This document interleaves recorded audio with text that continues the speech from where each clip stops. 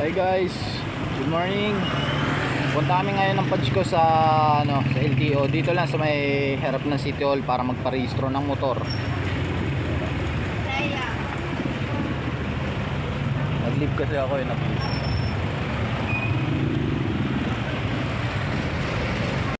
Oh. Hey guys, dito na kami. Pajko. Madali na kami kasi grabe umulan oh. Dito kami sa harap ng City Hall, yung pangalan ng ano nila ay TYLG J, di ba? 'Yun. Ano na sila dito, may package na. Bali yung package nila dito magpaparehistro kay is 19. Wala ka nang aanuhin pang iba. Yun na yun lahat po. Basta dali mo lang lahat ng ano mo, documents sa motor.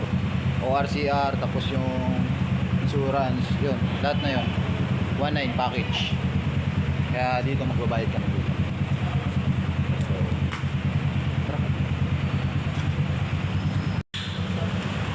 Pasa na naman.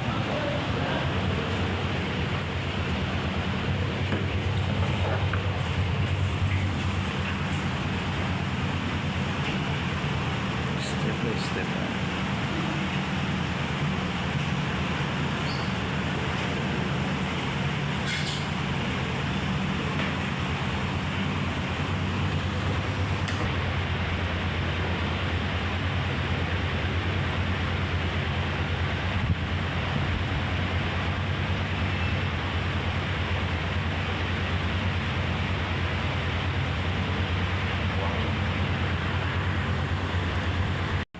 So, lipat naman kami. Lipat. Doon niya dadali ng motor mo? Hindi, doon. Matapos na nga yan. Bilis ah. Test lang naman yan.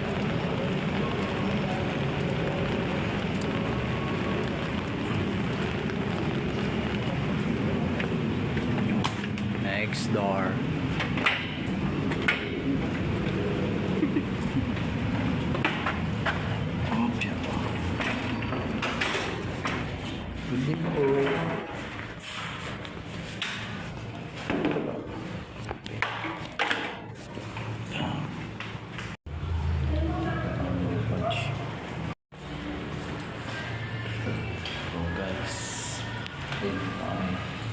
Pajko.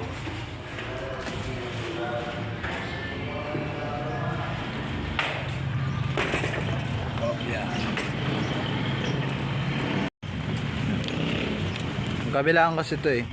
Dito yun sa ano ba? Insurance, tapos dyan sa ano? Mission. Dalawa. Pero dito ka lang sa loob. Ayan o. Harap lang yan ng ano. Bandang gilid ng City Hall. Ng Pasig, dati. Pasig. Okay, tapos na ang aming parehistro ng motor. Okay na. So, bale, lahat na ano namin is 750 ay 760 sa emission.